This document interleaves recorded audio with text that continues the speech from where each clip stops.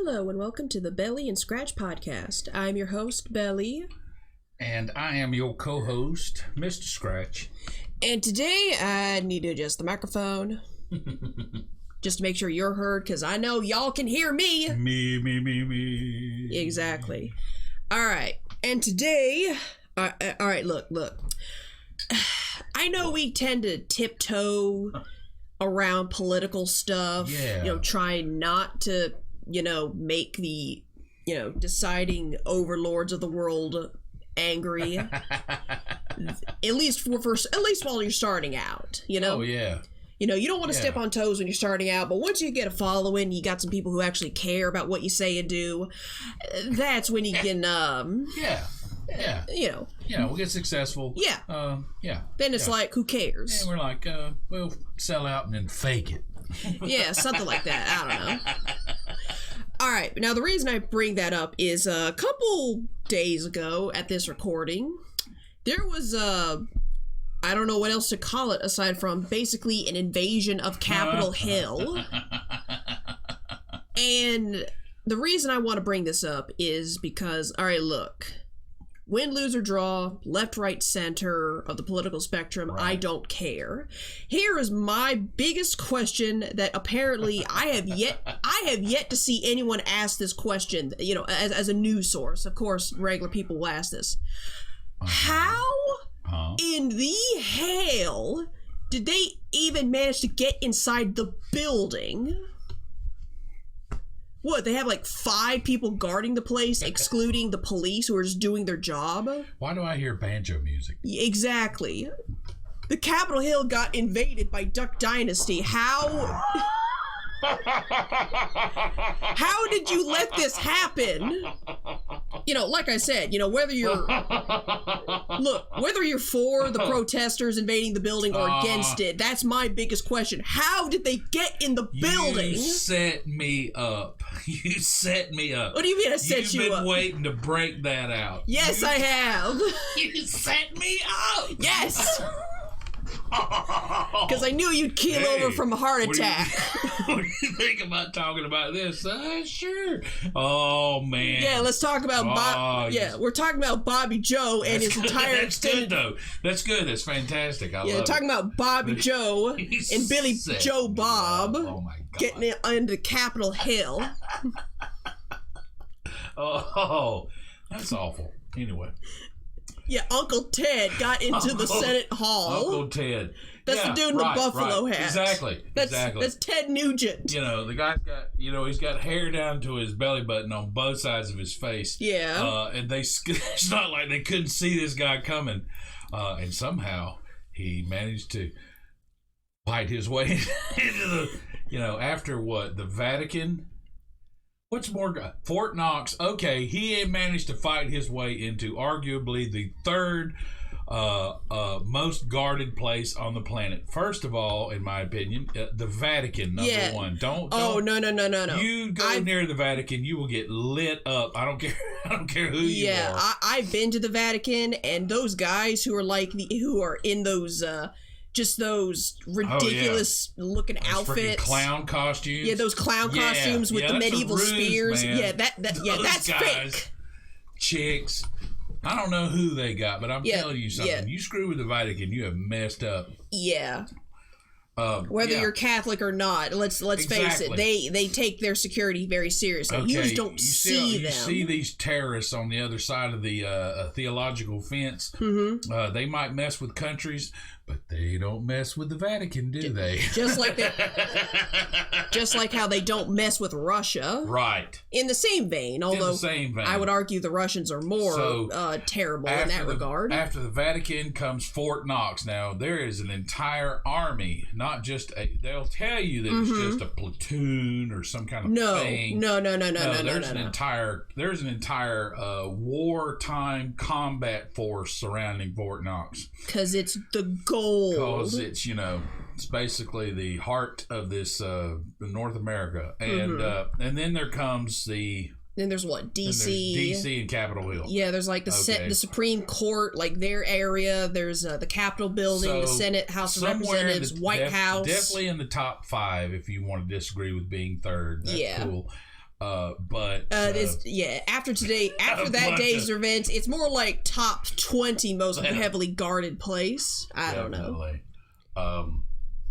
There's not a person. People go, oh, I've talked to people. You know, I was up there and they had a tour of the White House. Yeah, well, did you know there was a sniper's crosshair on the top of your head the entire time you were there?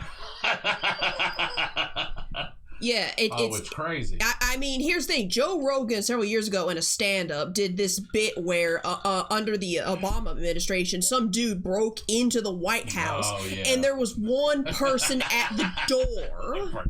One person. You know, he was running around the place before the cops showed up, and it's like, really? Really? Yeah, one of those militant interior decorators. Clearly. About to be someone's interior. Yeah. Somebody who's going to be introduced to his interior. So, he's about to become an exterior decorator, splattered all over the lawn.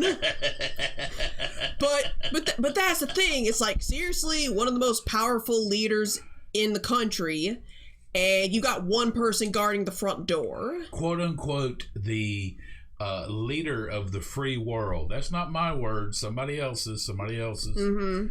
Yeah. No, I don't. It doesn't take much for me to turn from the if I hear 9 out of 10 sources tell me one thing, and I know I can be a contrarian. I know I can be a little ashholish pain in my ass. But Jesus. But 9 out of 10 people tell me something, and that 10th one, I give it 50-50. Mm-hmm. I take 50% from the 9 sources and 50% from the one source, because especially, and that's what's so crazy, they use the same language. Yeah, that's how you know someone's pulling someone's strings. Somebody's pulling something. If you have 10 sources of information, and I can tell you, from years and years and years of doing what I do and searching out my interests, the truth is always, unfortunately, a needle in a haystack. It's easy to understand, but it's covered. So you got to go through. So 90% of your sources are going to say pretty much the exact same thing. Mm-hmm. And it's that one little blurb that you don't see anywhere else. That is, That's what you need to pay attention to. I'm not saying it's 100%. I'm just saying that it is telling you something that nobody else is, and you should pay attention to it. Not only that, but you would also think of it as like kind of like another rabbit hole to go down to. Like, maybe I should search this term instead of this one over here that I have been searching. I have learned, I can honestly say, after, from the age of, what is it? So it's been almost 50 years of researching a particular subject. Mm-hmm. I can tell you, it's gonna have to be, unfortunately, paywall argument. Yes, definitely. Or not argument, just thing. Yeah. Those little, because after a while, you kind of like, really, I mean, it's not that you disbelieve the 90%. I mean, they definitely have their take, and you give them weight. But they're not telling you everything. But they're not telling you everything. That's the whole thing. People. They're not telling you everything. And nope. I personally want to know everything, because I feel that I need to know everything so I can make my decision. Mm-hmm. All right. You're not trying to be malicious about it. Not. You're not trying to obtain nuclear secrets or anything. You just want to know. I just want to know. Okay. It's not that I mean, yes, there was a time that I disagreed with the majority just to be a pain in the ass. And, after a while, that runs its course. And you have to... Yeah, don't be a complete contrarian, because I hate those people. Yeah, I mean, just for the sake, being on the other side of the fence, just for being on the other side of the fence, I mean, yeah, that has its merit. It has its funny bits as well. But then if you stay over there when you have glaring evidence to the contrary, then that, then you're just an idiot at that point. You're just an idiot, yeah. Yeah. And this goes for everything, by the way. I don't like spin. I don't like spin. And spin started probably in my lifetime, I would say. I mean, everything's always been a spin, so to speak. But internet, the Bill Gates generation basically created, hey, you know, you have news organizations that have the name news in their name, and are resorting to clickbait to get traffic. Then things just get warped out of shape. That's not cool. I understand why that clickbait spin happened. I know why it happened, but is it working? Yeah, it's cool. Okay. But here's the thing: can you just not? I don't know, like have one section of your website where it's like, okay, this is the non-clickbait bullet. Where if you actually want to know what's going on, then well, I mean, you can't even. I don't even know what's happening anymore. I remember in school. Honestly and truly, I don't remember if it was elementary, middle, or high. Combo. Oh, at least I'm sure. Talking about yellow journalism, and one of the main people it mentioned was Hearst. Yeah. Did you run into that when you were in school? When I was in high school, now granted, in hindsight, this was probably the best decision. I tried really hard to get into some sort of journalistic writing, which, that did not only did it not happen, I'm thankful it didn't happen because of all the kangaroo courtness going on nowadays. Yeah, there's a lot of that. Yeah, so that was definitely a path I'm happy I did not tread. But I tried, if I catch this dude on the street, I'm gonna beat him to death with a hammer. Oh, I'm not gonna say his name. I don't think he works for the high school anymore because I don't hear about him anymore. Figuratively speaking, of course. Yeah. For legal reasons, this is a joke. You so funny. Thank you. And there was like a media arts teacher, which, granted, it refined my skills with the Apple video editor program. I forget what it's called, like some sort of Adobe program.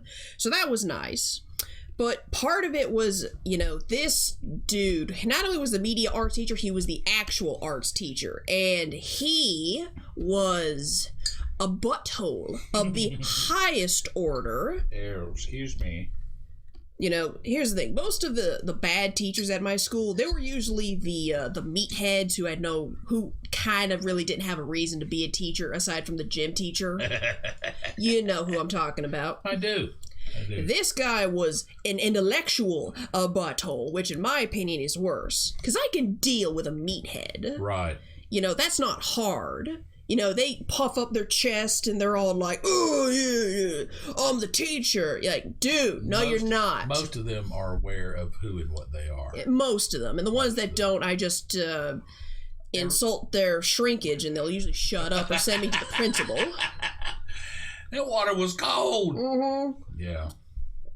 But this guy, no, he was not only was he a prick, he was lazy. Yeah, he made people cry. I hate lazy intellectual people, quote unquote intellectual people. They are lazy intellectuals. Tick me off. Yeah. Oh. Like the whole. They think just because it came out of their mouth is the truth. Yeah. Man.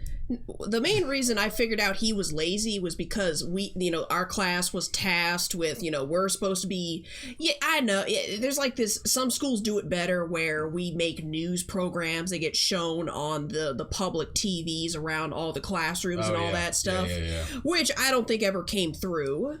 I don't know. Because we sucked at it because he, for the life of him, could not keep anyone on a schedule. I would have all my segments edited, written, edited, filmed, and handed in while everybody else was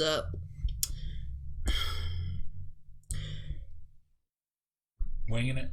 Yeah, winging it. I was about to say something else with a J. I was about to say another word with a J, but jerking around. Yeah, jerking around in the classroom and the bathroom, but that's neither here nor there. Yeah, it's neither here nor there.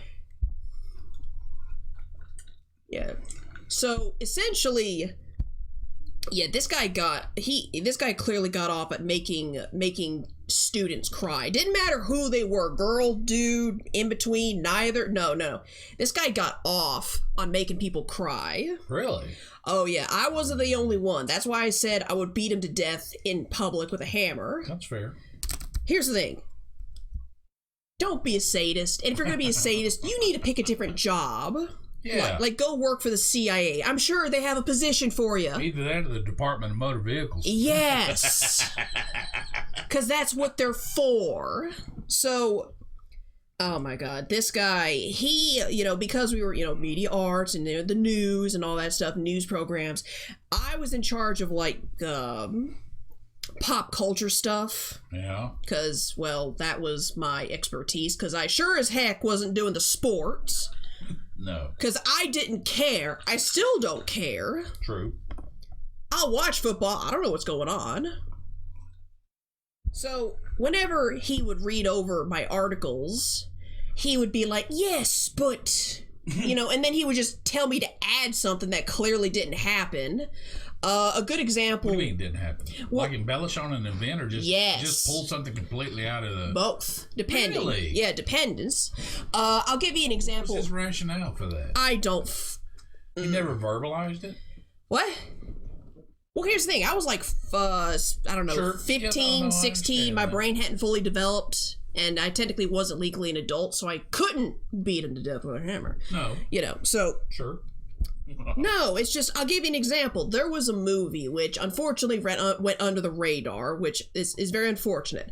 I read the book. It's called Horns by Joe Hill, who is the son of Stephen King. I read it, yeah. And... Decent book. I liked it. I did too. If there's one drawback recently, this is a personal thing, and I say this because people are like diehard loyal to Stephen King, and I get it. Sure. But if there's one thing that I think Stephen King is starting to do in his most recent books, is sometimes it takes him a little too long to get to the hook. Oh. Does that make sense? Yeah, well, true. He's like pushing 70. He's got an I don't know what the terminology would be, something like an artistic license, because there are people that are they'll read his stuff no matter what. They would they would read his anything he blows his nose on paper-wise and throws it in the trash. They would dig it out and try to. Yeah, he's got a locked-in fan base. He's got a locked-in fan base. No, I get that.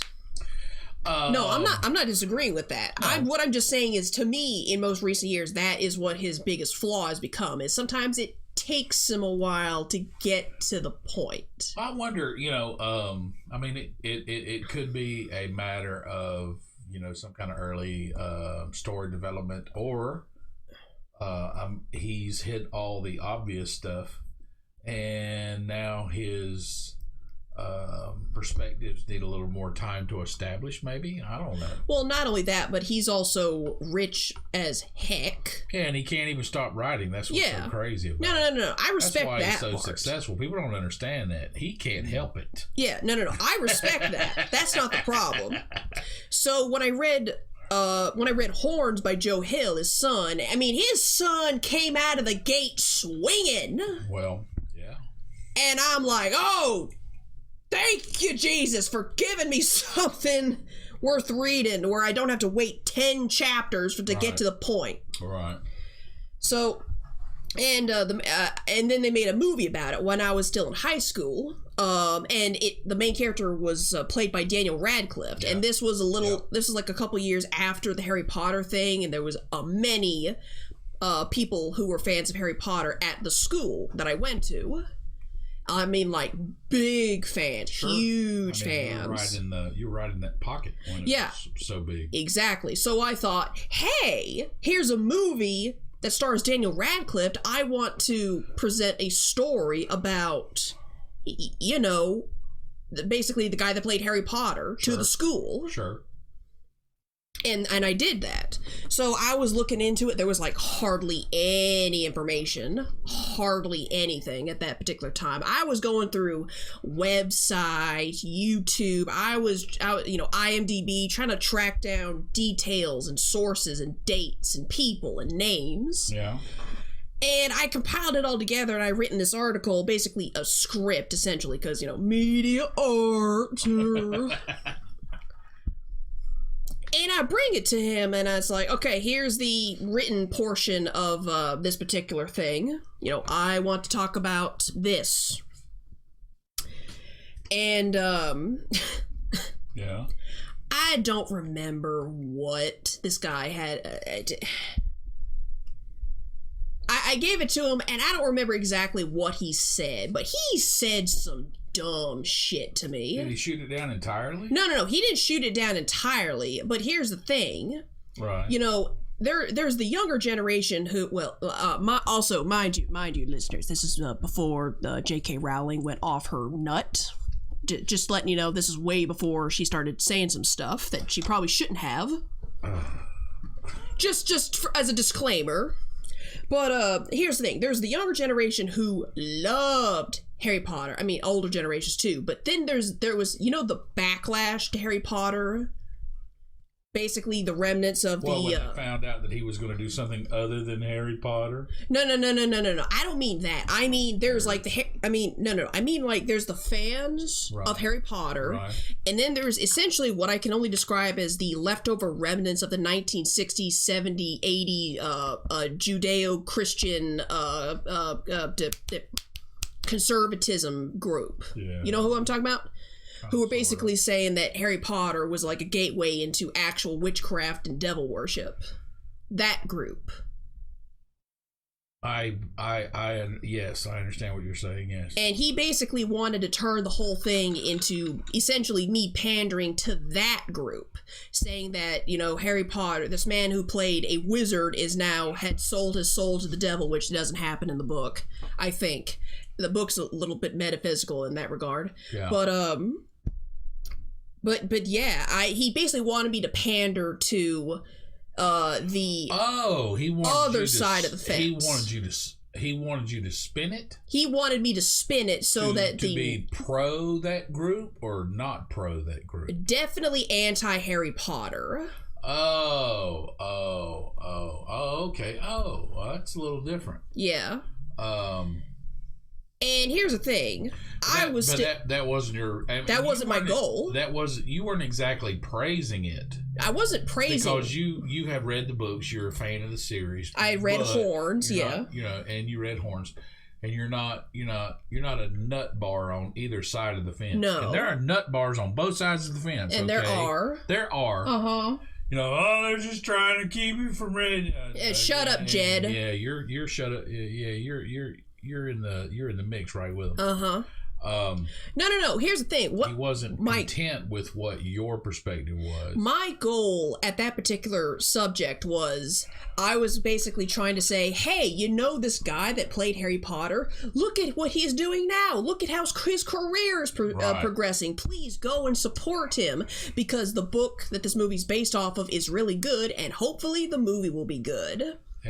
Advertising a rated R horror movie to high schoolers. Wanted you to spin it in a negative light. Like, oh, the devil has his soul. The devil bought Daniel Radcliffe's soul. It was ridiculous. I mean, even if you have, here's the thing.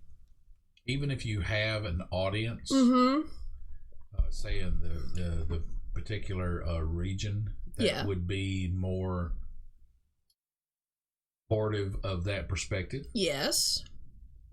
That is still spinning it with a motive, and not really to me. I don't find that in a true information offering spirit. Yeah. I mean, that's more nonfiction that's more fiction than nonfiction. Exactly. And that's what's happening to everything. Yeah, that was my experience with yellow journalism. Yeah. Actually, you want to... that, now that I think about it, this actually made way more sense in hindsight. You know how I managed to circle around that? I did two things. Yeah. One, I said, hey, do you know what yellow journalism is? To him? Yeah, to him. And he just started coughing. He didn't even laugh. It was like, bah, bah, bah. Oh. You know that ridiculous parody? Yes. You're parodying this big, puffy, stuffy English buffoon, how they laugh, from like the 1700s or something. So that parody, he did that. That is, and then he said, or did he walk away? He just kind of walked away, and I kept reminding him because he kept pushing me, and I was like, I'm not doing this. This is going through the way I want it because that's not what I'm gonna do. I'm not gonna have you teach me to do yellow journalism. So but did he ever? Here's the thing. Did you ever discuss that situation with that instructor again? Didn't really have to, because at one point when he drew a line in the sand. Right. You know what he didn't realize? What? You know what he did not count on? What?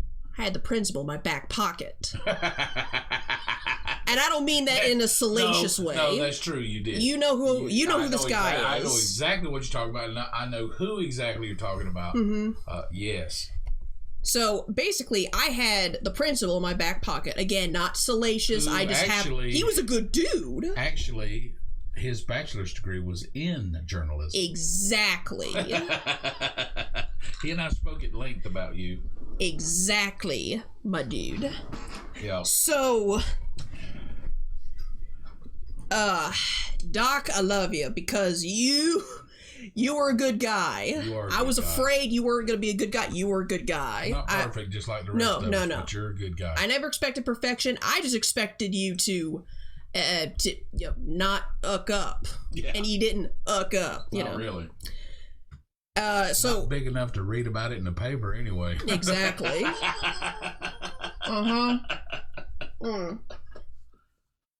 This tea is really hot, but no, he did clear. That teacher had no idea I had the principal of this whole school in my back pocket. Why would you try? I can't even see, because it isn't. People say, and here's how some people would try to take what you just said. Mm-hmm. They'll say, well, these religious people, and they're trying to control everything. You know what? You non-religious people are trying to control everything too. Yeah, I was about to say, yeah. So is the other side of the fence. Anything to do with the perspective. No, this isn't about left, right, center. This isn't about secular versus spiritual. It's about power. It's about people who try to control things regardless of what side of the fence they're on, and the techniques that they use to maintain that type of control. Yeah, whatever. That's ridiculous. Yeah, honestly. And I know you applied yourself. Yes. So whatever it was, whatever you turned into him, your first draft to your instructor would be quality. Uh-huh.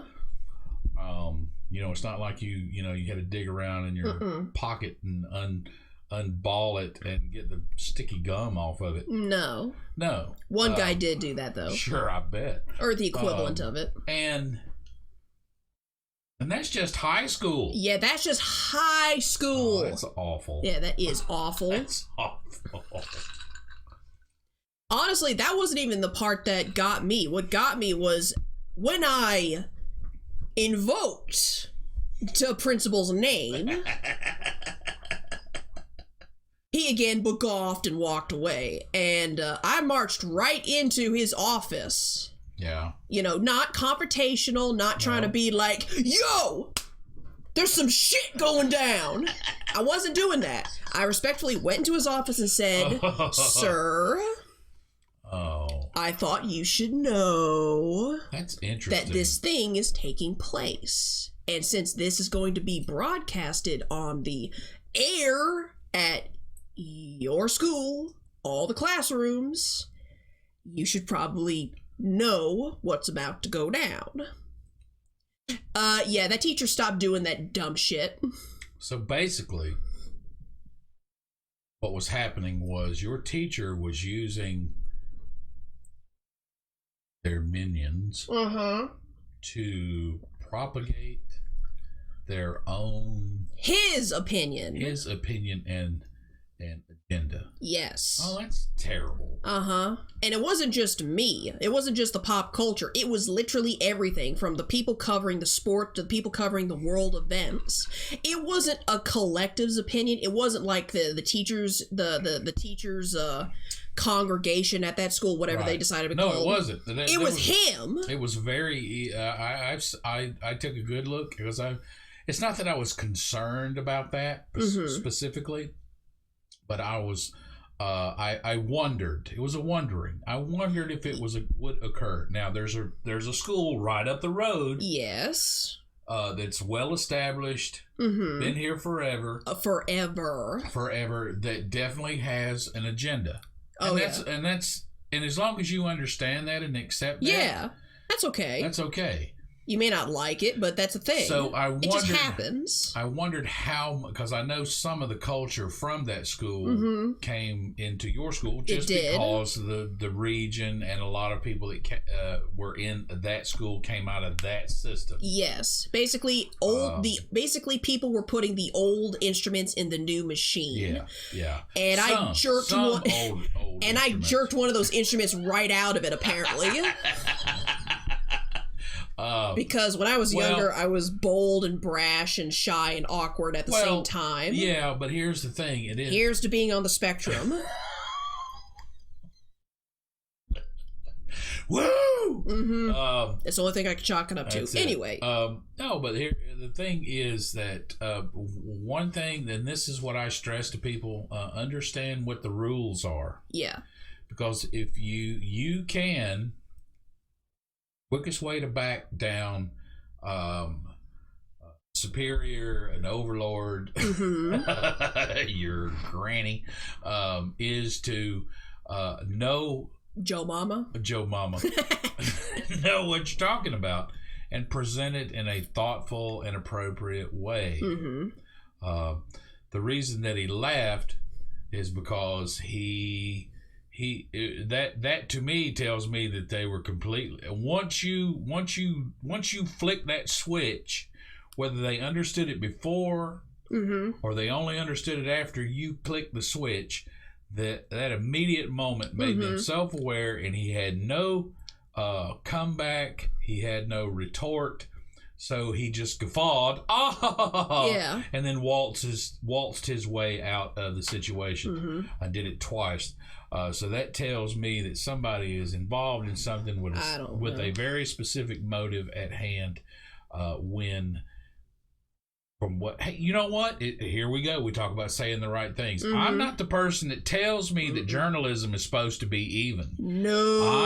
I grew up listening to that. I read about it. I studied about it. I took tests on it. So help me God. Yeah. And then when you get to a point that you realize, because the evidence is glaring, that it's not even-handed. No, it has a motive behind it, depending on who's got the biggest pocketbook, and that's what ticks me off. Okay, I get all these people talking about they're trying to wrap themselves in the flag or wrap themselves in the Bible or whatever. Okay, trying to wrap themselves up in something, some quote-unquote honorable thing, but it's about money and who pays your bills, and then and that's fine. Okay, you chose that job, you chose that position, but then to look at me, some dude, to look at me, the average person on the street, and tell me there's something wrong with me because I don't follow your narrative, I got a problem with that, because you are bought and sold, and if I don't choose to think like you are trying to tell me to think, so what? Yep. So what? Pretty much. That's what people don't understand. I ran into that in the 70s, okay? What people don't understand is there used to be a completely different narrative about 50 years ago. And it wasn't necessarily a bad narrative. It was just a narrative that echoed the thoughts and positions of, I guess, the majority of the population. And that's where I draw the line, okay? I don't care whose perspective it is. I just want to know the truth. Yes. Okay, I just want to know the information and let me decide. But I can remember there's a lot of things today, and I know everybody today would say, well, 50 years ago they were wrong and they didn't know. No, they did just as much. They printed just as much empirical evidence as you people are today. Yeah. Okay, and that goes out to the morning show hosts and the late night show hosts and Carson. All these freaking all these babbling Johnny Carson barnyard animals during the day in these shows. Whatever. You know what? They did just whatever you're quoting. They had their hands on just as much junk science as you do. And it's just a narrative of the population, and I don't care for that. Just that whole thing with the cholesterol and the butter in the 50s. Yeah, okay. Margarine is more healthy than butter. No, it ain't. No, it ain't. Shut your mouth. And it only took 40 years for it all to because I remember when everything was butter, and I remember exactly the public relations. People say, well, two different things. No, they're not. Not really. Okay, somebody with a big pocketbook decided, okay, we're going to push margarine into the kitchens of every household in America. And they just delivered this onslaught, public relations onslaught to do it.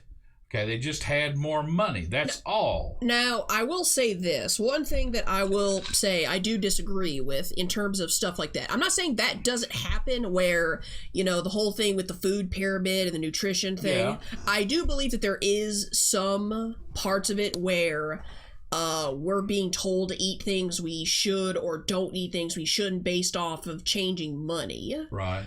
However, I do personally believe... just me personally.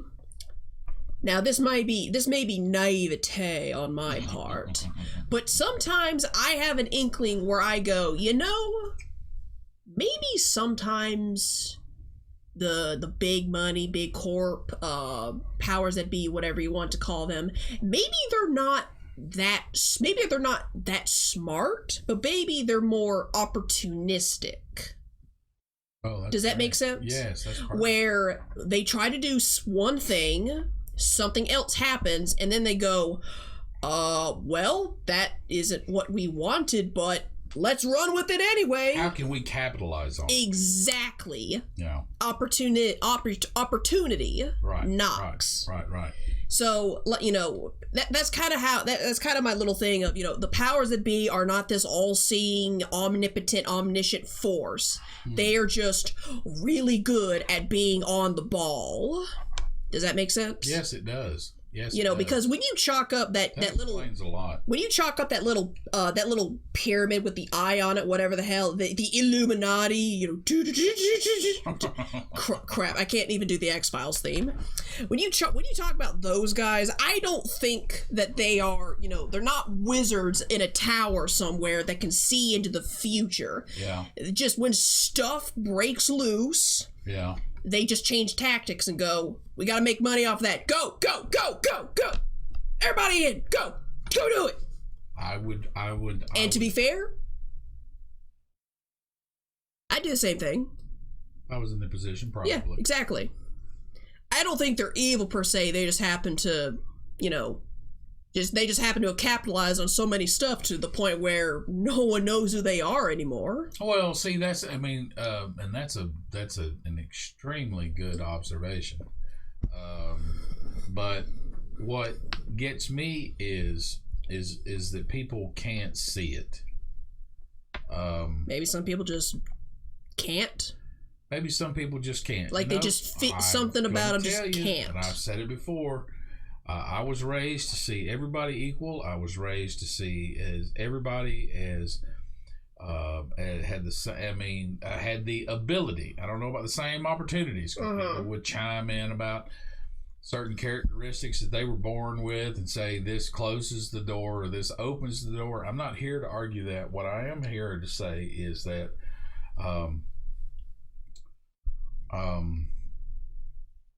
people we are all the sheep being sheared. Paywall. I'm not trying to break up your thought process. I see what you're saying. You're not really talking about it being a nefarious or no. Yeah, I'm not trying to assert that the powers that be are evil. Right. They probably are. Let's be fair. Sure. Maybe in some small way, some big way. I don't know. Big Pharma definitely is evil. I'll tell you that right now. Oh, yeah. If there's like one organization on the planet I can full realsies say is evil. They literally, you don't understand the OxyContin. Oh Jesus, you could go on that for days. Epidemic that has gripped this country for the last 5, 10, 15, 20 years. Probably I remember since the before 90s. it, and I remember how, looking back on it, how it was moved into mainstream. Yep. And it was done through establishing certain dynamics in the medical field that had not existed prior to it. And then all of a sudden it cashed in on it. And once again, I go back to the whole thing, if you make $10 billion in profit, but you pay a $300 million fine, you're still in the black, right? Yep. You're still in profit. So these companies, don't feel bad for them, because these drug companies have wreaked havoc on the population for their own profitability. And in my opinion, they've bought off every overseeing organization from a state up to a federal level. And now everybody's hooked on them. Now everybody's like, "Oh, let's get them." You should have never allowed them in the gate in the first place. Yeah, this is why people, you see all these stuff about, I actually have stage 6 cancer and I had to go to Lithuania in order to get a treatment and it cured me. Yeah, this is why you see stuff like that, is because, at least in America, the whole thing of certain diseases. Oh, you don't want to get started on that. Oh, I know it's a paywall. Oh. I know, no. That's going to definitely have to be a paywall. Off on that. Yeah, that is one thing where I'm just going to be like, you know what? I'm just going to hit record on this and leave the room type of. Nah. But anyway, yeah, if there is definitely one corporation, it'd be Big Pharma. I would definitely say is evil. Definitely. Everything else, it depends on what you say and depends on what you ask. Just not trying to get political. Except for Big Pharma, because we don't like Big Pharma in this house. I like Big Pharma. Nope, not in this house. Nope. I'm trying to think. I'm trying to think. I definitely wanted to talk in the White House. Well, yeah, but I just I already ambushed you with it. That was a good line. I like that though. But here's the thing. That was literally my only comment about the invasion of Capitol Hill, was because that was literally it. Well, then here's the other side of that fence. Yeah. You stormed arguably the third most defended position on the planet. Yeah, that was my whole thing. In the front door. Yeah, that was my whole thing. Is how did you even get in the front door? Thank you, an old buddy of mine, who has got in the military association. Shh. We don't talk to Mulder in this house. That's probably going to be his nickname. There's an old games theory. Games theory, yeah. All you kids today play games. I know video game theory. Well, I don't know what you're talking about. Theory, you're going to have to explain that right, then. Here it is. It says that if you basically, and this is not verbatim. Yes. If you storm a highly defended position. Yeah. And you accomplish what you want to accomplish without much resistance, it's probably a trap. What do you mean? In other words, all these people running around going, you know what the biggest surprise of those people? That they lived? That they actually got in the door. Yeah. Oh my God, I can't believe it. You think you're sitting here thinking about, I can't believe all those people got into the White House. Yeah. Well, guess what? Guess what they were doing? They were running around going, I can't believe I got in here and I'm still alive. Under any normal circumstances, what have they had? They've had one person that this is what once again, we go back to the information conveyed to us by sources. Yes. In the news. Uh-huh. One person was actually engaged and killed by the security. One guy. One person. Okay. A rioter. Uh-huh. Okay, a militant rioter. And I don't support it. I don't support militantism. I don't support rioting. No. We support a peaceful protest. I support peaceful protest. But as soon as you start destroying property, I'm out. I'm out. Okay. Like, don't do that. And what a lot of people don't understand is anytime, and this goes back hundreds of years. Mm-hmm. Every confrontation from here back to at least 1968, the Civil Rights Movement, anytime you see people engaging in violence, it's usually because there is an agent in the mix that has lit that fuse. In other words, there's somebody in there in the mob that is specifically put there to incite violence. Okay, I don't agree with that. Okay, and that comes from both sides of the political spectrum. So these people are there. So, and the other people that have died, is my understanding, were in. There was a recent. See, the one guy got. There was like four people that passed because of some kind of medical thing. And then there was a rioter, so to speak, quote unquote, that was shot. Yeah. This Air Force veteran they were talking about. Yeah. And then either yesterday or the day before, there was another security. I don't know whether he was a policeman or an FBI agent or something. Who knows? Who knows what they're telling you? But this person was not a part of the mob in any way, shape, or form, and he died. So I think we're up to 6. 6 fatalities so far. 6 fatalities, but under normal circumstances, a lot more of the mob would have passed. Yeah. Okay. Yeah, that's kind of why I'm just sitting here like, how did they have the ability at that facility to wipe out an army, a conventional army. They have to have that ability. Otherwise, what's the point? Okay. So if because that's the whole thing. People don't understand, and I'm not saying they should or shouldn't. No. Just the fact that what is there. Yes. And you're telling me that it's a bunch of rent-a-cops from the Shoney's salad bar. Yeah. Hey man, that's a one-trip salad bar right there, buddy. Yeah. Go back and sit down. Merry Christmas, motherfucker. Merry Christmas, motherfucker. Yeah, exactly. No, I don't buy that at all. Okay. Yeah. I don't care. I don't care what my political ideology is, or social, or culture. I don't care what the listener's political ideology is. I don't care what anybody says. You telling me those people got in there on their own without people standing down? You're nuts. Yeah. You're just effing nuts, man. Yeah, like how did you let Uncle Ted into the throne room, whatever that room is? Just the fact that the guy with the horns, the furry horn, that's Uncle Ted. I'm like, they let that guy in. You cannot tell me they could have smoked him 5 miles from the scene. Okay. They got satellites on that place. You talk about all these drones. All you people pissed off because drones are taking out the enemies of the United States. How many drones do you think were in the air the other day? Exactly. Oh, it's crazy. But don't be dumb. Well, nobody said nothing about it. Yeah, shut up. Don't be dumb. All right. Shut up, Jed. You're trying to tell me that the mall down the street, there's a bank down the street from where I live that's more security in it. More than what was exposed the other day. Jesus. Don't tell me that. I'll tell you that. Were they all at lunch or something? I don't know, man. I will say this. This will be kind of my final thoughts about this, because again, I don't want to get too political. Right. At least right now. Once we get hit paywall, get a following, and then what? No.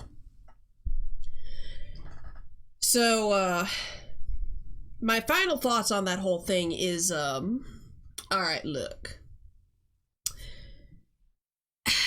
I was having roughly the same conversation with a fellow coworker of mine, where apparently in the separate room they were all like, how is it, what's right and what's wrong and this and that and the other thing and all that other, garbage and all that.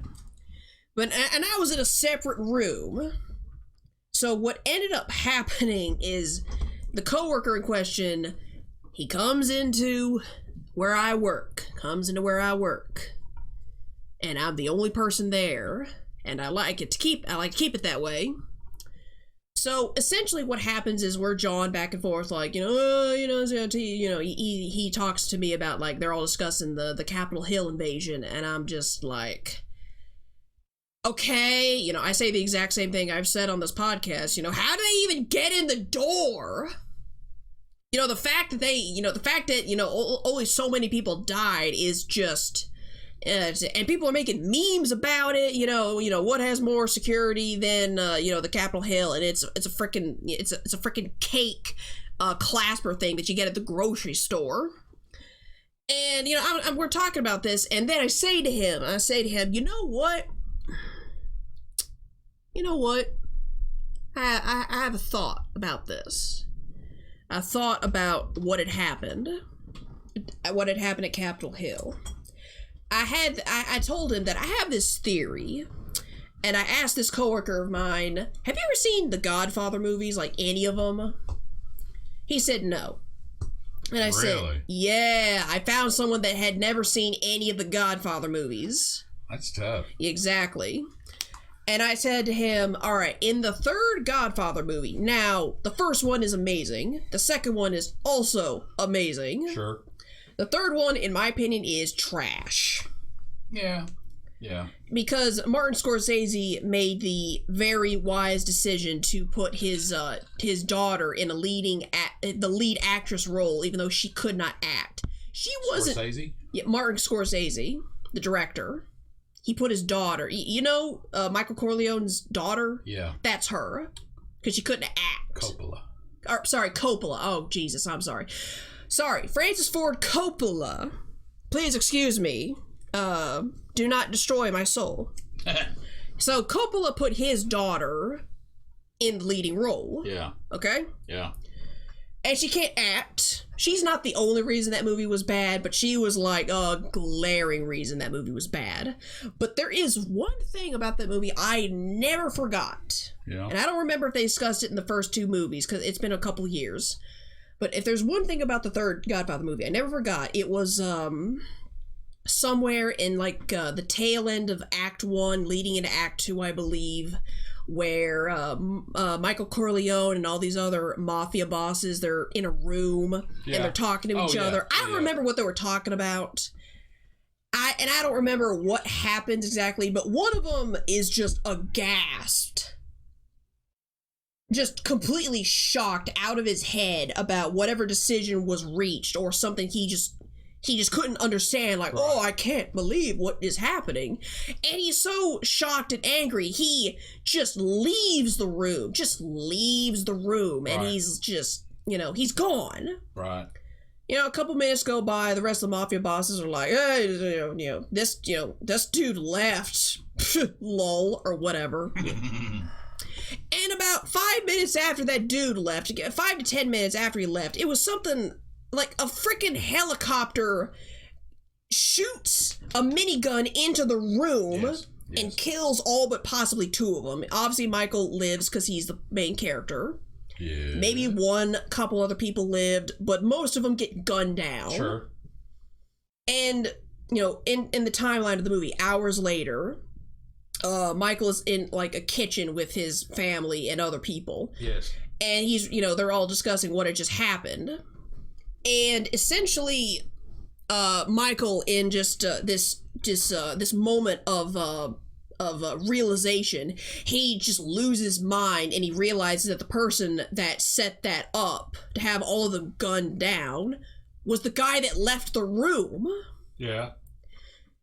And the reason I bring this up in terms of the Capitol Hill invasion is, they were supposed to count all the votes that day. Yeah. And then all of a sudden, the mob took the building and they had to evacuate. I told this coworker of mine, because he's clicked into some channels that I'm not clicked into. Right. I say to him, all right, when you look at this event, look at the people who weren't there. Who weren't there. Who were not there during this vote counting. Okay. Does that make sense? Yeah, that makes sense. Like, either they were sick or they had family. You know, any senator, any congressperson. Yeah. If they had an excuse to not be there, they probably had a hand in it, some way, shape, or form. Yeah, that's not a bad observation. And not to get too political again, no, it's kind of why you didn't really see a lot of really rich people die at 9/11. Not to get too political, listeners. Well, I mean, I'm not trying to stoke fire or nothing, but no. I think it's mighty interesting.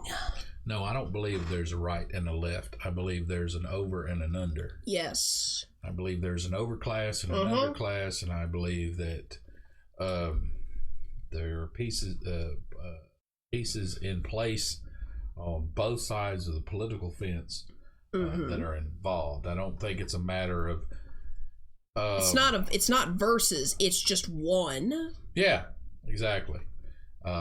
It's a facade. I think so. It's shadows on the wall, whatever Plato's oligarchy was talking about. Yeah, I mean, I forget what the cave represented. It's been a couple years. But yeah, that's all it is. It's just shadows on the wall in the cave. Right.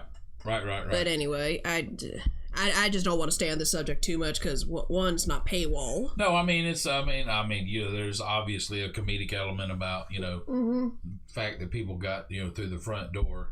Exactly. That part I'm down. But beyond that, it's like, ooh. If they didn't want you in that building, you wouldn't get in that building. Exactly. Okay, they could have stopped you right on the front lawn. Oh yeah, definitely. So, and it's so hard to believe, don't listener, don't paint me with a tinfoil hat. What you don't understand is I've been hearing this stuff since I was a kid. Oh yeah. It isn't anything that just popped up in the last 4 years or 8 years or 12 years. I'm talking about 40 years at least, 40, 45 years. Yep. I have heard this stuff. There's some really hardcore urban legends circling about what people who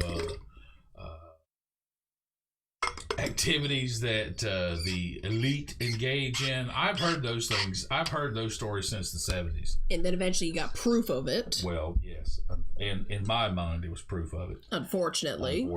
But anyway. But you got to find your own place. But yes. Here's the thing: do the work, for crying out loud. Quit being lazy, people. I'm telling you something. You have at your fingertips and that phone and that laptop and that desktop. Whatever. You did prior to about 6 months ago. You had access to every bit of information since information was given the ability to be stored. No, you still have that ability. You just got to use the Wayback Machine. Yeah, you got to use the Wayback Machine. Which makes me angry. Various browsers. Yeah, I know. So to speak. Dark web. Don't mess with the dark web, kids. Yeah, leave it alone. Yeah. And but the fact of the matter is that information is out there. It's at your fingertips. And what I tell you, what annoys me, and I don't care what group it's for. There's always some really loud, non-formal representatives of any kind of narrative that get on the internet and Facebook and everything, and they start screaming stuff from the rooftops. The majority of those people have not put in the time. They don't know what they're talking about. They just had a script plop in front of them, and then they decided, okay. Do the research yourself. It's out there. You just gotta look for it. Think of it as an Easter egg hunt. Yeah. Do something. Make it fun.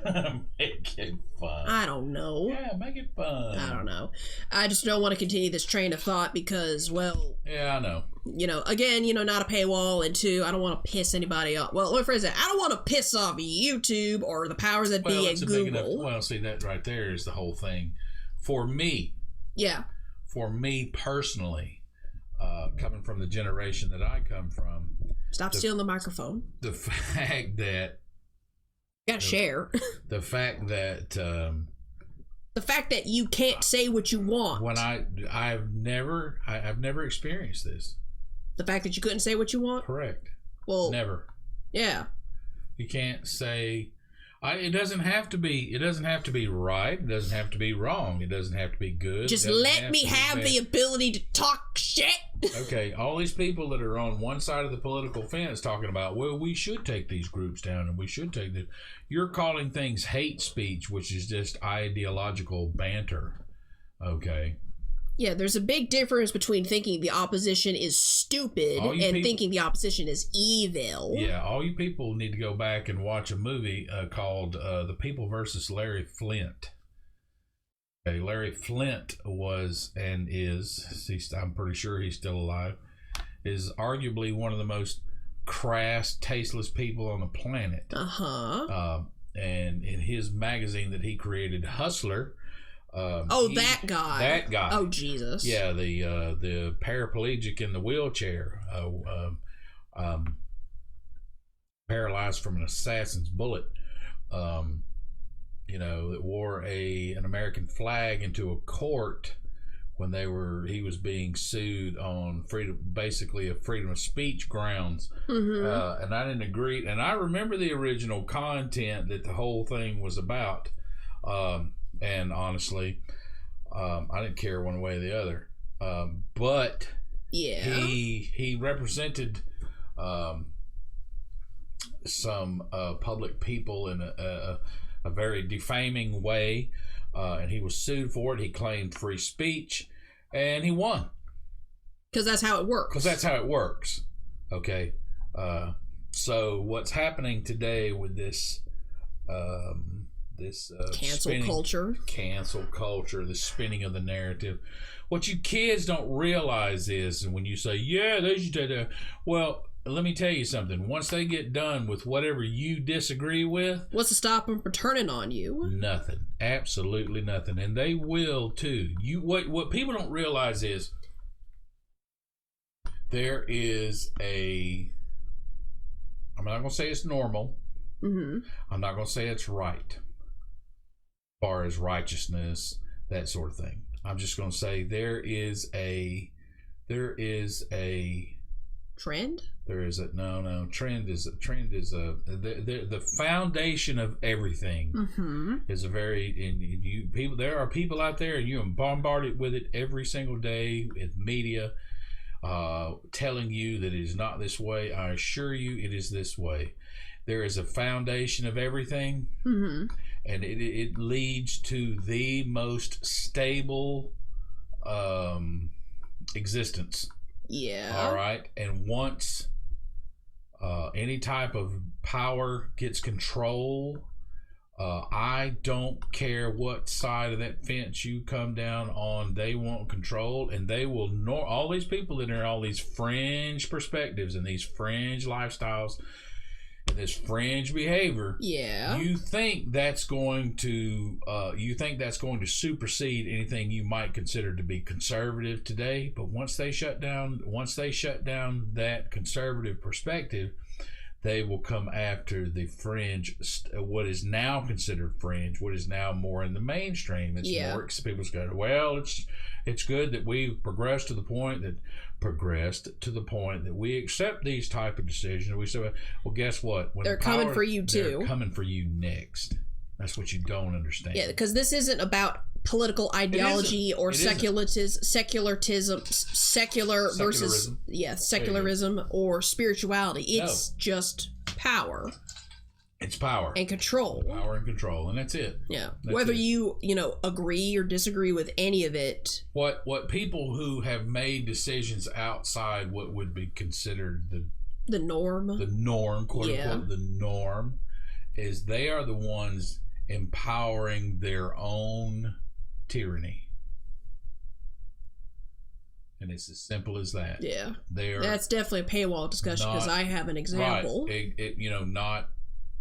You may not like the other side of the fence, but that other side of the fence disagrees with you, but they at least respect your ability to exist. Or at least they try to.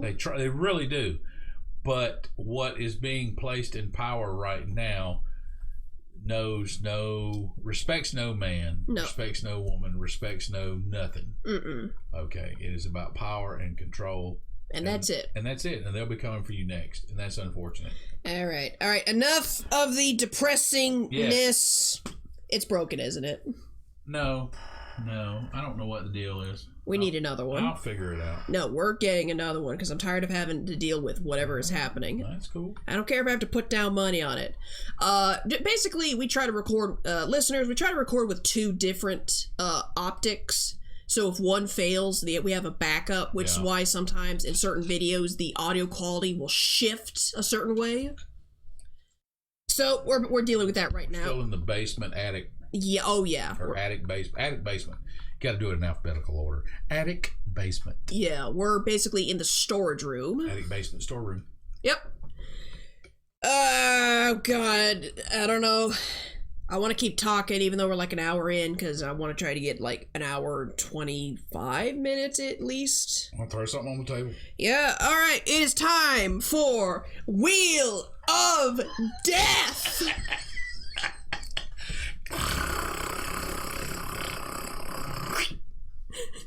That was good. All right, this is exactly, you hear that?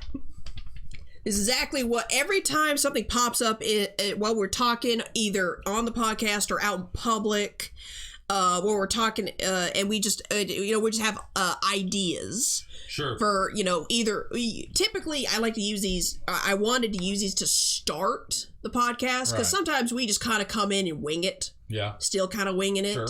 But I've also just stretched it out to, you know what, just whenever we need to talk about something and we can't really think about it, like we need to segue hard and fast away from a particular topic.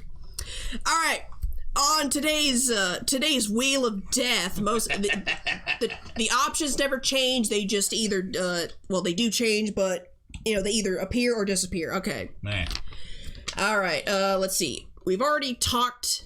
We talked about Train to Busan. We've talked Hannibal to death. Oh, thank you. I just completely lost my mind. And I don't want to talk about it. I mean, I do want to talk about it, but not to the point where it just becomes repetitive, because I can do that. No. We'll beat that show into the ground. All right, let's see. Oh! I want to talk about this mostly for personal reasons. Yeah. I have on here proof dragons are real. Proof dragons are real? Yes. You mean actual flying lizards? Well, just something. I don't know. I think dragon is a metaphor for something. No. Well, I mean, yes, but no. You were talking about... You want to get it? No. Okay, we chose the topic. Are dragons real? All right. This is not some kind of manifesto from a drug den, okay? Sure. Okay, in college... My bitch better have my money. Oh, yeah. All right, in college. Right. In, English 101. First of all, I hated that teacher, first and foremost. Just for, if there are any, if at some point in the future there are any really young people that listen to this podcast, and I will say this repeatedly, into the future, forever, and always. Right. If you have an English teacher who cannot properly explain what a comma splice is, here we go. You shut your damn mouth. If you have an English teacher that cannot properly explain what a comma splice is to the point where you understand what they're talking about, you need to get the heck out of there. Look, it's just like having a probability and statistic teacher saying that they suck at the casino. You should not suck at the casino. What are you talking about? Okay, I can't disagree with that. Okay? It's same thing, same All right, concept. You're right. You're right. All right? It's the same concept. All right. So, in this English 101 class at the college I went to, she tried to explain what a comma splice was. I didn't get it. Still didn't get it until my final semester of English. Right. Yeah, if they can't properly explain it, Jesus. So we had to do a presentation. We had to pick a topic and do research on said topic because, you know, this is like English 101. She's supposed to teach us how to, you know, cite your sources and all that stuff on a college entry level and all that fun stuff. You know, people were talking about, you know, oh, I want to talk about anxiety. I want to talk about this historical event that happened over here. My galaxy-brained dumbass, my head popped up one morning and I went, are dragons real? And I sent that question to her. And she was curious and said, you know what? Go for it. And I did. I'm not joking when I say, you know, everyone else was like really super serious, talking about these hard concepts. One dude was talking about the the guy that made this presentation was from Lebanon, so keep that in mind. He talked about the volunteering to be in the military versus not volunteering to be in the military. Does that make sense? Oh, and he used volunteering versus being drafted. No, not being drafted, being kind of what Israel does. No, Israel says that if you want to be a citizen, you have to participate in their military. You have to do 2 years in the military. Yes, he basically, the argument was that versus volunteering for the military. Right, was what he presented on. That was like a really good presentation, and I support that dude. I hope he's doing well. Me.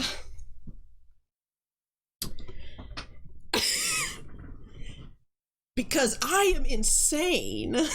Yeah. I'm like,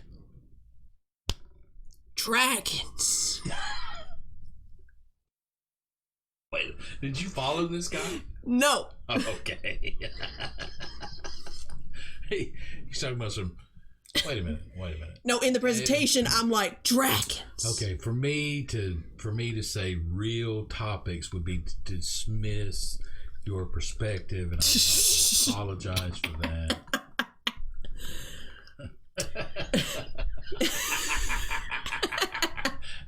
He's talking about going to war, and you're talking about are dragons real? A bad lunch that J.R. Tolkien once had. But that was literally my presentation. Dragons, yo. Yeah, dragons, yo. You know the dude with the murphed up hair saying aliens? I was like, I'm not saying it was dragons. But it was dragons. That's awful. Yeah, this is so why he followed you. No, I followed him. Oh. No. I didn't suck. Well, I know you didn't suck. I mean, I just thought it was funny. Sure. Oh, did you right after him? Right after him. Oh, that's fantastic. Because he's talking about, he's using examples like, what Israel does and what the U.S. does, and it was basically just a compare and contrast sort of presentation. My God. And my dumb ass just wanders up there, and I'm like, Spirited Away.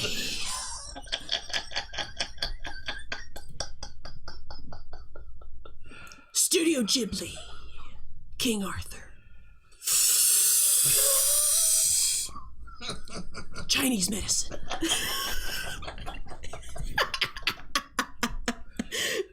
Oh, man. Yeah, this is why I said last podcast I have problems with reality. That's all right. I'm not delusional. I just have questions, and no one wants to answer them for some reason. There's nothing wrong with making money on that. Uh-huh. All right, so here's the thing. No. I took this... Monetize the insanity. Yeah. Oh, new catchphrase. New catchphrase. Monetize. That's too Please. The insanity. There you go. Yeah, I know how to spell that. Yay. All right. No. I So he joke. literally went and sat down. It was your turn. Yes. No, And I stood up. Everyone had to stand up. Right. Yeah, because, presentation, public speaking, because they teach you that. Dragons. Yeah. Loosely, that's kind of what happened. Oh, that's great. Basically, what I described is I told a little white lie. Yeah. Which led into dragons. Without the whole thing being a story. Yeah.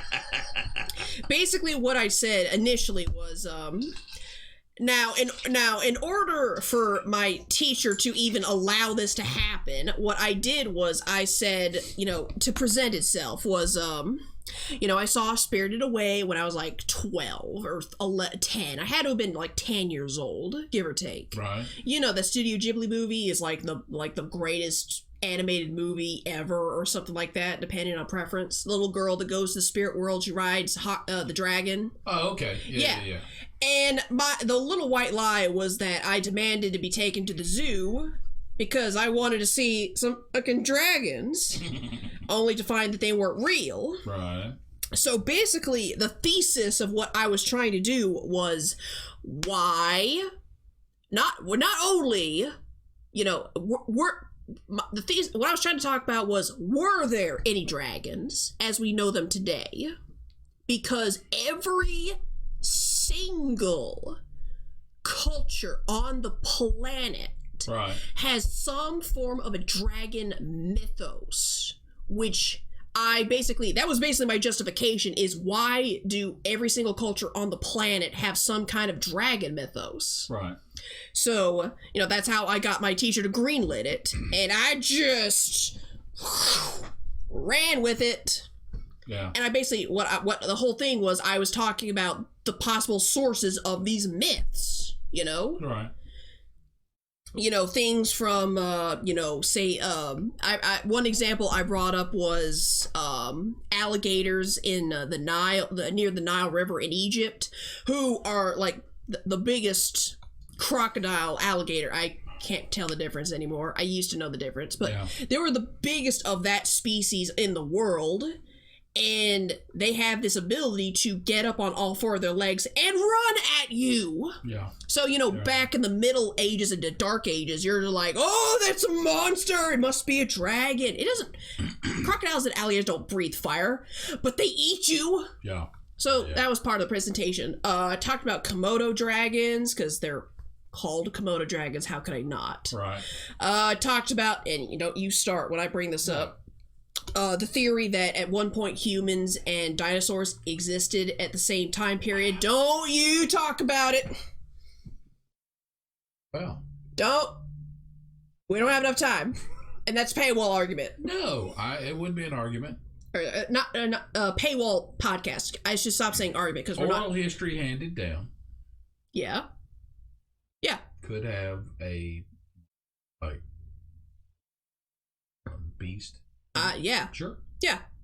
No, I'm not here to argue pro. No. We're not. Yeah, we're not arguing. It's just a paywall podcast. That image has to come from somewhere. Yeah, it has to come somewhere. And as a child, were taught that dinosaurs and humans existed at the same time, and then decades later, they say no. Parts, but yeah, and like the very latter. And I read something later that talked about.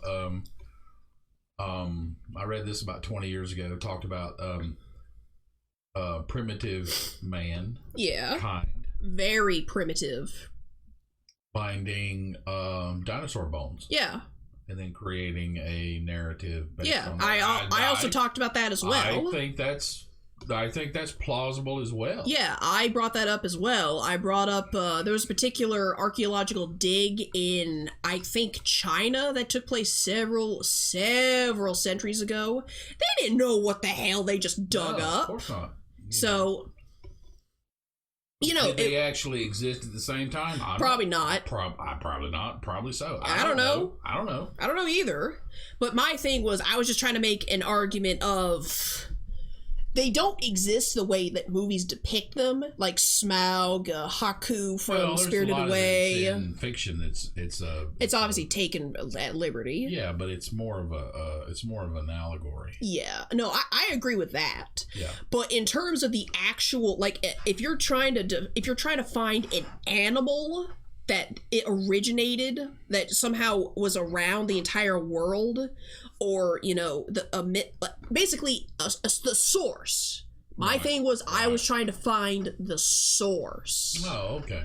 Yeah, I wasn't trying to prove dragons were real per se. I was trying to find where the myth came from. I wanted to know what the source. The original myth. The source. Well, that was my entire argument. And the reason I conjunct that with contrarianism is there was that one dickhead. Every single presentation, I mean, every single presentation. Yeah. Except one, and I'll get to that in a bit. He just would not shut up. He asking questions is fine, okay? Right. That's not the problem. Right. But he was such a contrarian. Oh, that's fake. Oh, that's not real. How can you say this when there's this? This was a classmate? This was a classmate. Oh, okay. This wasn't the teacher. She was in the back of the class taking notes, doing what she was supposed to be doing. This guy just would not shut up. Oh, he would argue with the presentator. That's a scoffer. That's a scoffer. That's something different. Oh, okay. What is the difference? Just for the listeners' clarification. No, a scoffer is a very dangerous person. Okay. What is the difference between a contrarian and a scoffer? Is just for definition. A scoffer is someone who a contrarian is someone who will disagree with your specific position for the sake of disagreeing. Okay. And some of them are what's called a devil's advocate in pop culture, which means they're trying to explore the possibility that there might be a different perspective. Well, here's the thing: contrarianism has its merits. There is a certain kind of open-mindedness to it. There's also a certain kind of assholishness, closed-mindedness to it. I've been associated with both of those perspectives. But what is a scoffer? But a scoffer is someone who, in my opinion, a scoffer is someone who is a pathological narcissist. And it doesn't matter the perspective, it doesn't matter the point of view, the fact that they didn't say it, or they didn't present it, or they didn't originate it being interjected into the situation. And they tear down everything. Yeah. Okay. Somebody who is a contrarian will just try to tear down things that they don't agree with. Mm-hmm. A scoffer tries to tear down everything. Okay. Okay. A contrarian may say something like, contrarian would disagree with somebody putting a seatbelt on while sitting in the back seat of a car. Sure. Which my understanding is no law that mandates wearing a seatbelt in the back seat. You can or you can't. Maybe it depends on the state and the area of the world, but ultimately, the law says if you're in the front seat, you gotta wear a seatbelt. Yeah. A contrarian would say, well, if you want to wear one in the back seat, that's fine, but there's no law that says you have to. Yeah. A scoffer would attack somebody sitting in the front passenger seat about wearing a seatbelt. I mean, this is kind of a reaching hypothetical situation, but that's just that they're scoffers question everything to the point where actual wisdom is in front of them, and they will tear that down too. It doesn't matter whether it makes sense, or whether it is wisdom, or whether it is foolishness, or whether it is even true. Whether it's true, whether it's false. A scoffer does not care. Yeah, they will change. And they see themselves as this paragon of understanding and perspective. But the fact of the matter is that scoffers are very dangerous people. They will get you to question, well, yeah, it's a good idea to wear a seatbelt. You really don't need a seatbelt today. It's not where we're going. It's right down the road. Yeah, seatbelt, they really don't save life. No, seatbelt save life. That's a fact. Okay. Scoffers attack even the most established wisdom. Scoffers, and they'll take other people with them. Yeah, they will. That's what makes them dangerous. That's what makes them dangerous. Because they'll cause you, because they're so they're so they sound so knowledgeable and authoritative. Yeah. That you will, and then if you don't, it's definitely one of those people that validate their choices.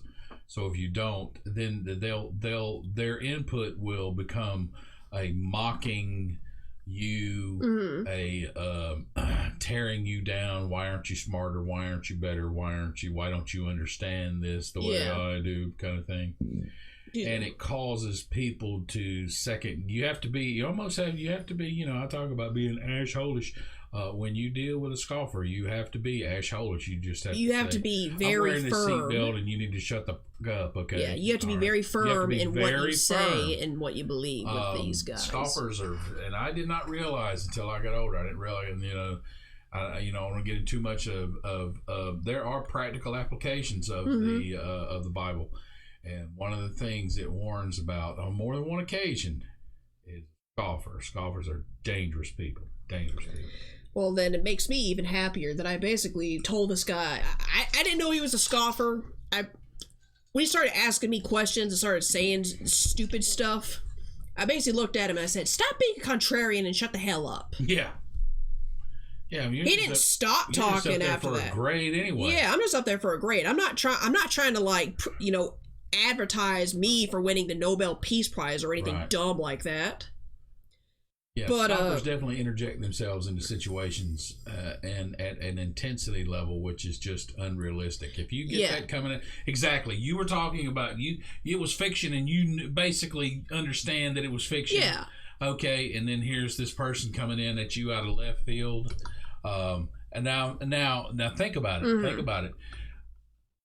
What if you had been your subject had been something like wearing seatbelts, something more serious, more real world applicable, and they're going to tear that down too. You see, that's what makes them dangerous, because they'll attack anything. I actually have an example of not that, but there was one person. And I think she did it on purpose. I personally believe she did this on purpose. Right. There's one out of literally, there was about 20 or so people in that class. There was only one, including him. Right. There was only one person during that presentation period that he did not say a word. And it wasn't because he believed in it or anything like that. I think it was because somewhere in his spirit, he knew better, because he understood the repercussions if he started tearing this subject down at the particular time frame. Sure. And I don't want to get into the details. Sure. I don't want to discuss the generals either. Right. There was one presentation. She was like the second to last one. She was the last one. Her topic was on the statistical possibility of being born gay. He said nothing. Nobody asked her questions. Interesting. Nobody said a word, because we go back to the whole power for power's sake. Right. Say the wrong thing, and you're out of the group, or so to speak. Right. And he was, I guess he was a narcissist, because that was the only subject he wouldn't touch, because it would probably ruin his image. How dare you question Either that or he was gay. I don't know. That part's neither here nor there. Two reasons. That part's neither here nor there for me. He doesn't sound smart enough to understand they'd probably need to leave that subject alone. Everybody left that He subject He alone. attacked everything that came out, and then all of a sudden, bang! One subject came out, and he left it alone.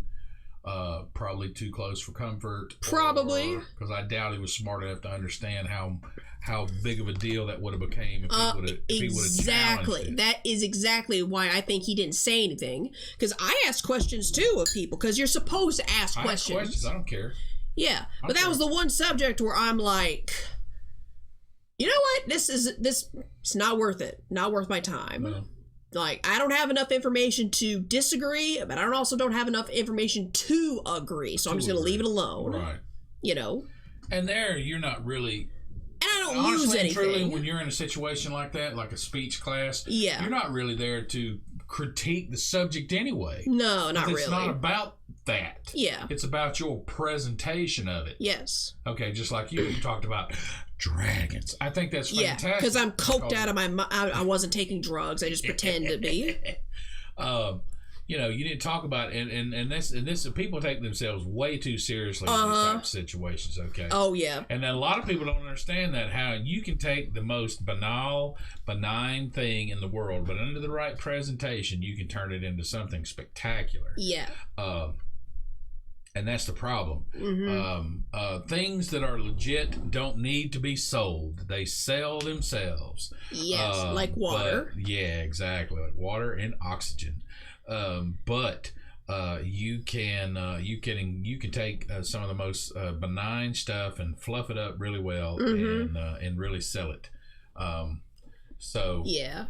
It wasn't about what you were talking about. It was about the fact that I was talking about. And here's the thing: you had a person stand up like this individual that you're talking about, and challenging you on the subject of what it is you're talking about, when the class isn't about the subject. Well, it was an English 101 class, but per se. Yeah, per se, but still, no, it just really ticked me off. You know. Yeah, during college, I did not take myself seriously at all. And that's okay. Because everybody else took themselves seriously. Because they were all like, I'll tell you. All right, now, look, when people get to college, they'll have what I like to call the, I don't want to call it, no, the awakening is like too serious. It's like this moment of realization, this kind of epiphany that they're no longer in high school, or they're no longer at home, or they're no longer under someone who can tell them what to do, per se. Yeah. That's one side of the coin. And not in a dysfunctional way in what I'm talking about. What I realized was, I went, like, the first week or so, first couple of days to a week, when I went to this college, I dressed like I usually did from high school. You know, t-shirts and jeans and, closed-toed shoes, backpack, everything proper, because they teach you that type of stuff in high school. Right. You can't wear trench coats for obvious reasons. You can't wear spaghetti strap shirts. You can't wear short shorts. Mm-hmm. You can't wear short skirts, etc. Right. But about day 3 or 4 on this campus. Now, granted, I didn't live on campus, but I went there the majority of the time. Right. So I then realized, after seeing several people, both men and women, mostly women for some reason, they dressed very provocative and audacious. And then it suddenly clicked for me. There is no dress code. Right. And from then on, I wore whatever the frick I wanted. Right. I know the picture on the video, I'm wearing pink. Oh, believe me, I don't wear that in real life. When I was on campus, I got me a pair of those big old platform boots, the type they don't even make anymore. Nope. And I wore those suckers about damn near every day because I did not take myself seriously. There was a freedom at that college that most people never experience in their life. Well, it's a lot of those people realize that they've been taking themselves too seriously. Exactly. Don't understand that ultimately the world by and large, don't care. Don't care. Exactly. Don't care. A lot of people can't handle that. They understand it is that moment that you are specifically, individually, totally on your own. And what you do from here on out ultimately is your responsibility. And a lot of people can't deal with that once they get to that realization. And here's the thing about it, people. There are people obviously that have positive. We are people that came out of that realization in a positive manner. There are obviously people that came out of that realization in a negative manner. Oh, it doesn't those matter. people. It doesn't matter. I met those people. It isn't a mystery. No. Okay, just embrace it and move on. Exactly. Yeah, I met those people. You know, the type of people where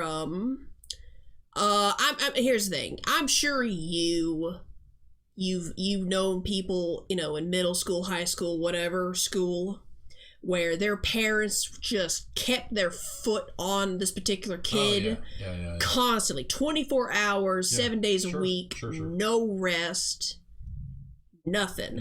Then as soon as they get launched off to college, they lose their minds. I've met those people. Yeah. And I didn't like him. Well, you didn't like him, but I'm going to tell you something. I didn't like him purely. Those people have, believe it or not, as opposed to the exact opposite, where the parents didn't care at all. Yeah. The parents, the kids that came from that very heavy-handed background, as long as there wasn't any abuse. Sure. Over the line physical abuse or any kind of sexual abuse, if they come out verbal, spiritual, whatever. And you know, when things don't work out, they have a format to go back to. Yeah, okay. But it's the people who their parents didn't care. They don't have anything. They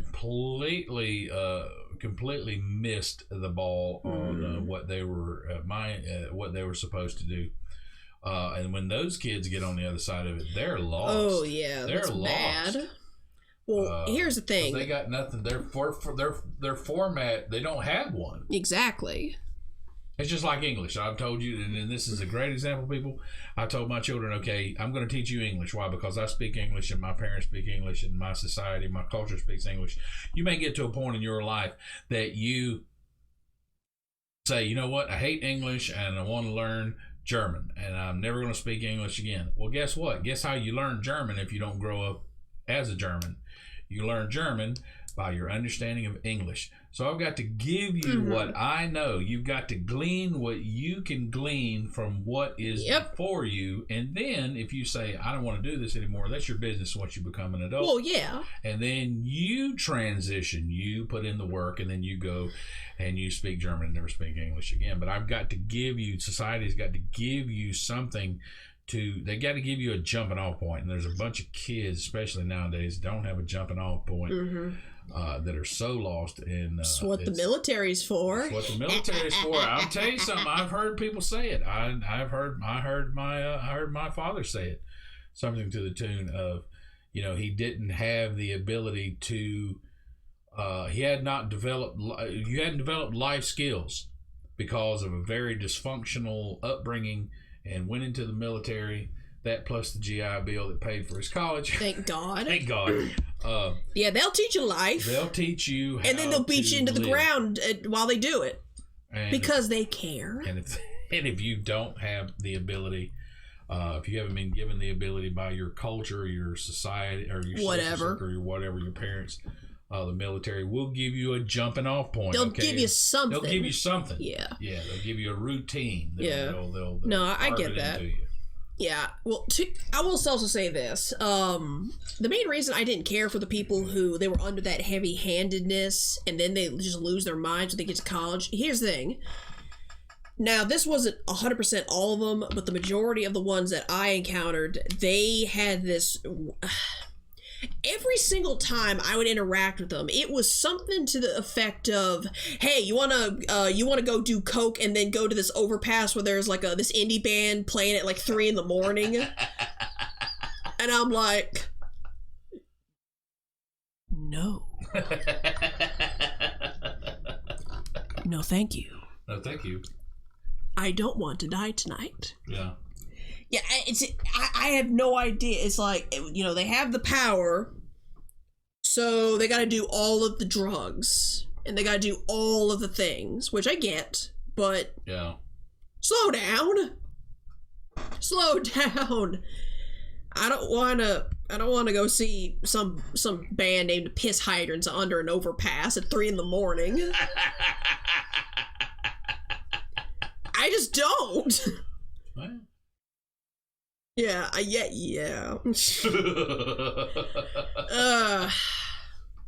Every now and then. Yeah, every now and again. Every now and then. I'm sorry, I'm complaining about something else. Anyway. You got anything to add? Because I'm tired. Ow. No, I mean,